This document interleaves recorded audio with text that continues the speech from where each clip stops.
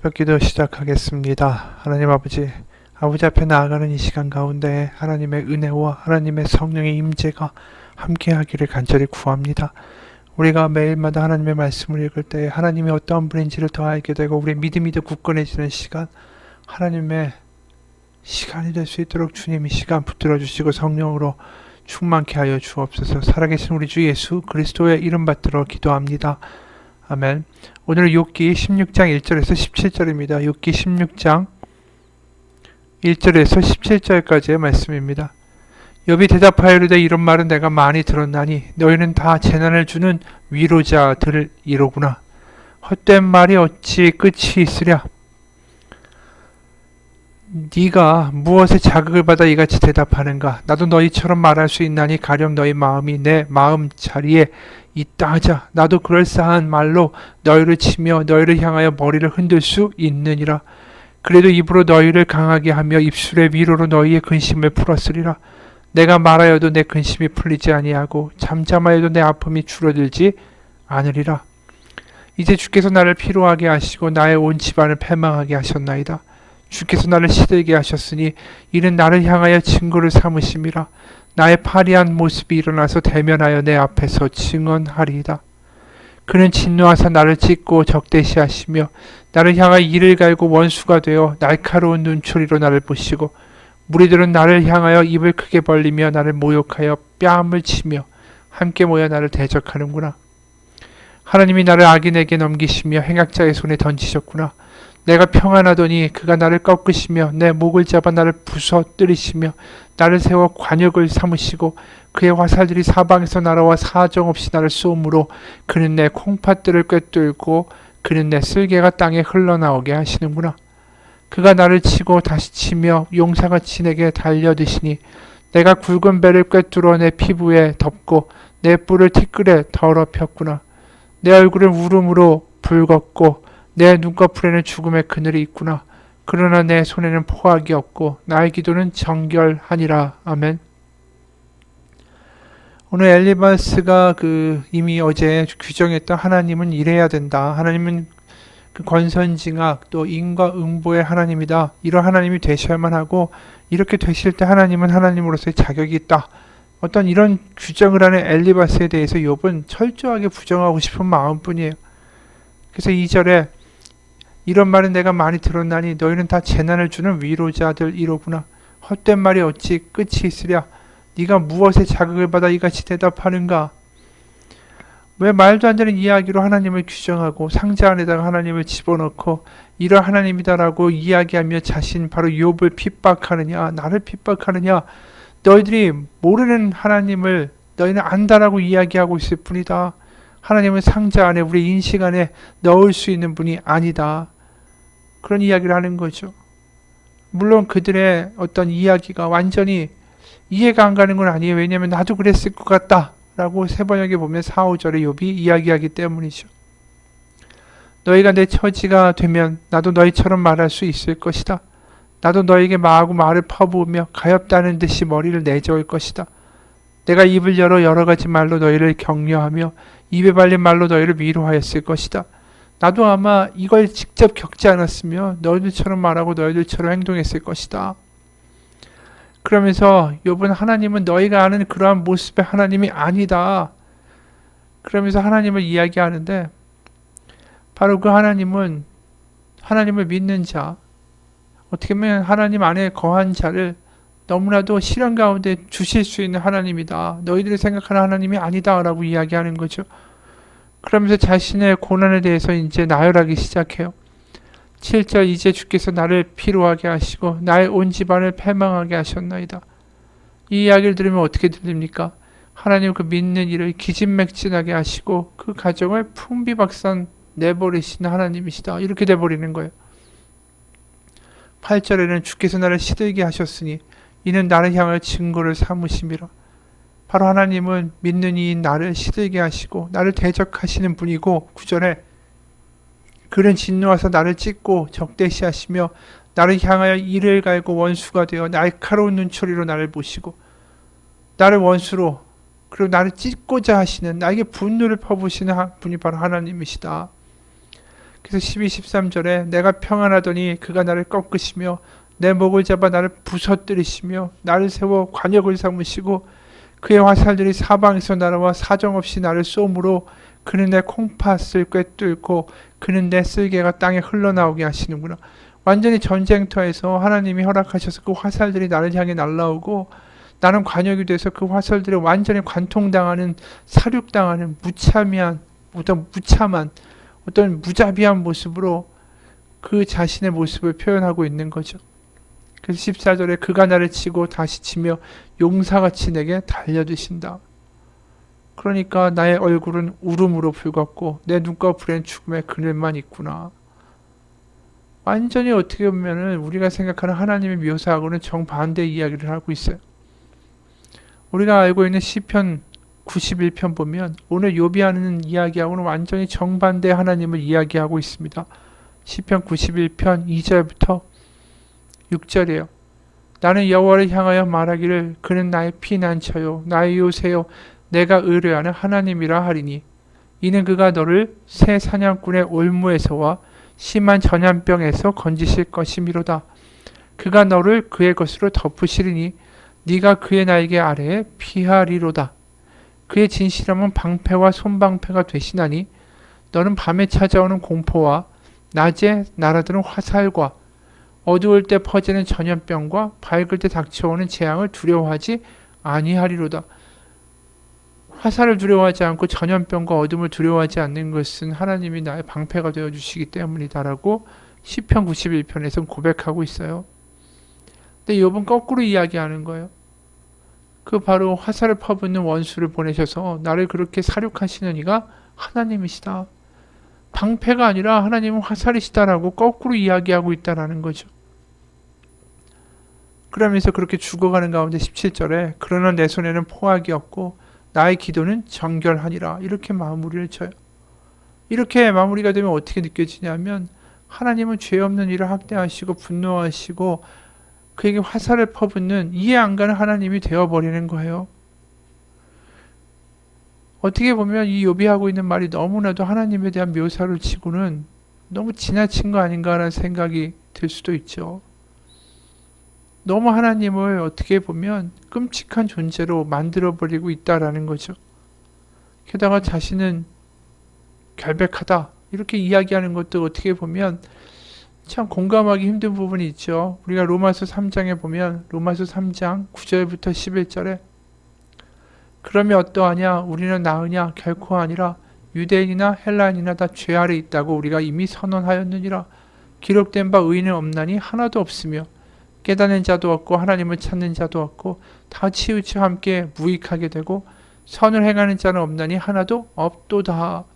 이 로마서 3장에서 모든 사람이 죄인이다 라고 이야기하는 것에 비추어 보면 욥의 이야기는 정말 어떻게 보면 너무 자신감 있게 난 의인이고 하나님이 잘못하시는 거고 하나님은 그 의인을 향하여 분노와 화살을 퍼부시는 하나님이 되어버리시는 거죠.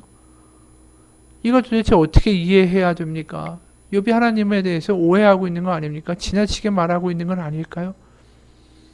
그런데도 나중에 보면 하나님이 이렇게 말하는 욥을 뭐라고 하시냐면 욥이 옳다라고 말씀하세요. 욥기 42장 7절 세 번역으로 봅니다. 욥기 42장 7절 주님께서는 욥에게 말씀을 마치신 다음에 대만 사람 엘리바스에게 이렇게 말씀하셨다.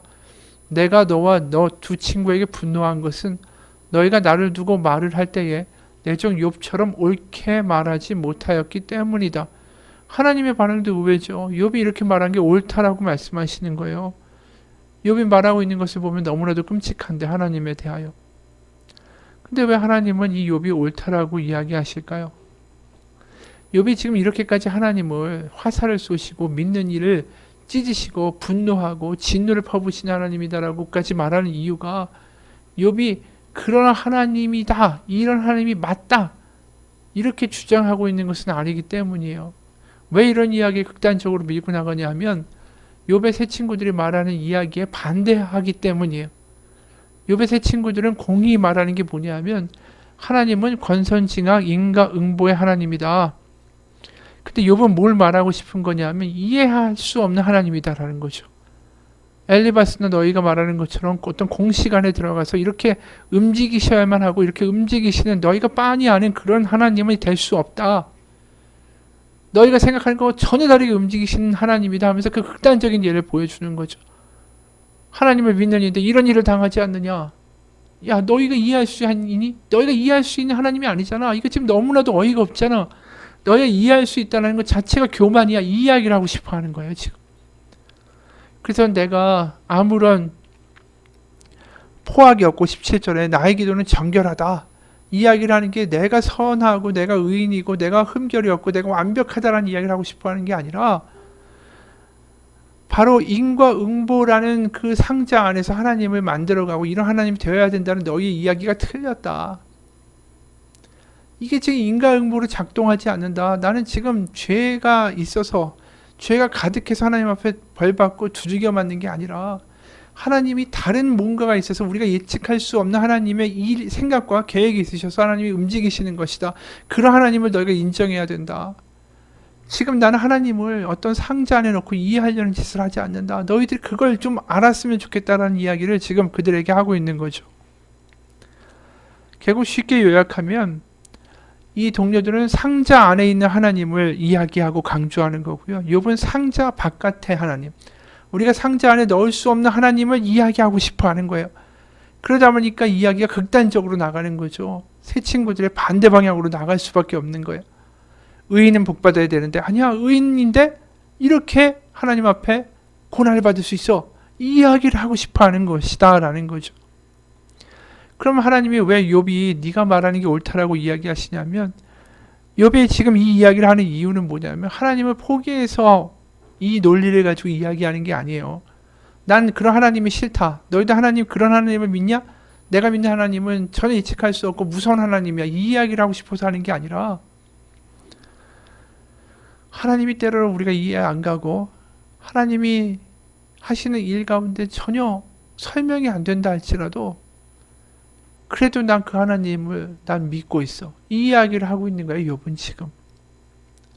실제로 우리가 그 이후에 이어지는 대목들을 보게 되면 욥은 분명히 하나님을 이해할 수 없다라고 말해요. 하지만 그럼에도 하나님이 구원자시다라고 이야기해요. 그러니까 자신이 하나님과의 관계를 단절하지도 않고 단절되었다라고 말하지도 않아요. 다시 말해서 우리가 다니엘서에서 이런 비슷한 믿음을 보게 되는데, 다니엘서 3장을 보면 다니엘 세 친구가 등장하죠. 이 포로로 끌려간 세 친구들이 바벨론 땅에서 느부갓네살 왕이 거대한 금신상을 세웠는데 거의 30m에 달하는 금신상을 만들고 모든 신하와 백성들이 다 절하라. 근데 절하지 않으면 활활 타오르는 풀무불에 다 넣어 죽이겠다라고 위협했죠.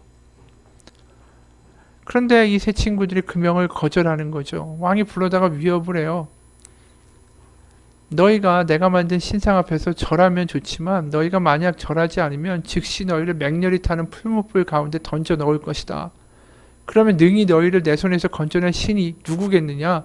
그랬더니 다니엘서 3장 17절에 이들이 이렇게 대답하죠. 17, 18절 왕이여 우리가 섬기는 하나님이 계시다면 우리를 맹렬히 타는 풀무불 가운데서 능히 건져내시겠고 왕의 손에서도 건져내시리이다. 그렇게 하지 아니하실지라도 왕이여 우리가 왕의 신들을 섬기지도 아니하고 왕이 세우신 금신상에게 절하지도 아니할 것을 아옵소서. 뭐라고 얘기합니까? 그렇게 되지 않을지라도 나는 주님을 믿습니다라고 고백하는 거죠. 그러니까 사실은 이스라엘 백성들이 항상 중요하게 받아들여야 될 믿음이 그리 아니하실지라도의 믿음이었어요. 사실은 광야를 이스라엘 백성들이 출애굽해서 나아가죠. 그들의 예상대로 됩니까? 전혀 안 되죠. 물도 없고 고기도 없고 어떻게 해야 될까? 또 가보니까 거인이고 자신들은 메뚜기 같고 자신들의 생각에서 계속 벗어나는 일들만 생겨요.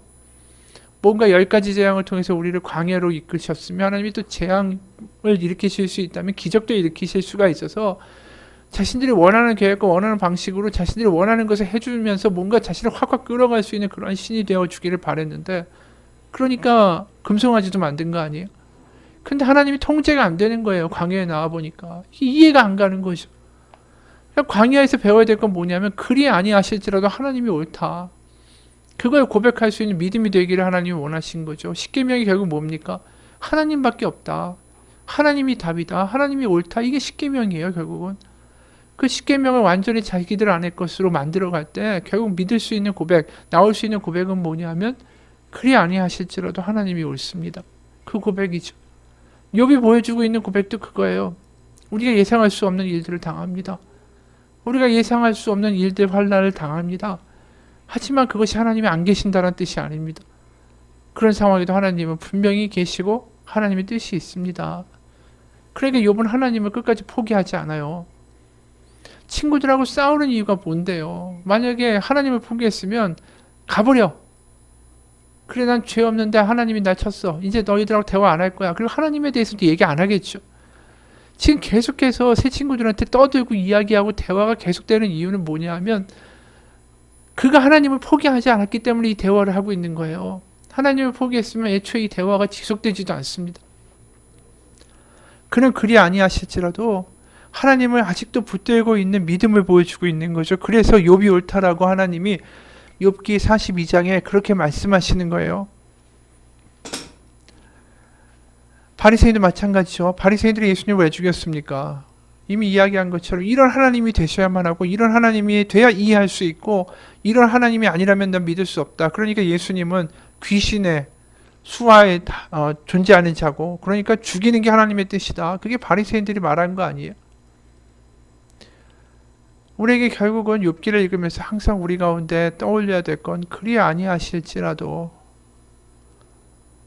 하나님은 나의 하나님입니다. 라고 고백할 수 있는 거. 우리가 기도해서 응답받는 것도 참 좋은 일이에요. 하지만 기도하면서 그리 아니하실지라도 하나님이 옳다라고 포기할 수 있는 믿음은 더욱 귀한 믿음이 될 거라고 믿습니다. 우리의 계획과 우리의 뜻을 넘어가신 하나님, 이해할 수 없는 하나님. 하지만 그 가운데 딱 한 가지 우리를 붙들고 있는 진리가 하나 있죠. 저 예수 그리스도의 십자가입니다. 우리가 원하는 대로 되지 않을지라도 저 예수 그리스도의 십자가는 우리를 향하여 말씀하죠. 하나님은 나를 잊으신 적이 없다라는 것을. 같이 기도하겠습니다. 하나님, 우리가 십자가를 바라보며 때로는 이해 안 가는 이 상황들을 헤쳐나가기 원합니다. 하나님이 나를 잊지 않으신다. 그 메시지가 저 십자가 예수님에게 있습니다. 내가 원하는 대로 그리 아니하실지라도 그래도 하나님을 신뢰합니다. 그 고백 가운데 말할 수 없는 탄식으로 우리를 향하여 같이 기도하시는 성령의 역사가 우리의 마음을 위로하시고 우리 마음 가운데 함께 하시고 우리 마음 가운데 그래 하나님이 살아계시다는 확신 가운데 살아갈 수 있도록 우리를 붙들어 주옵소서. 살아계신 우리 주 예수 그리스도의 이름 받들어 기도합니다. 아멘.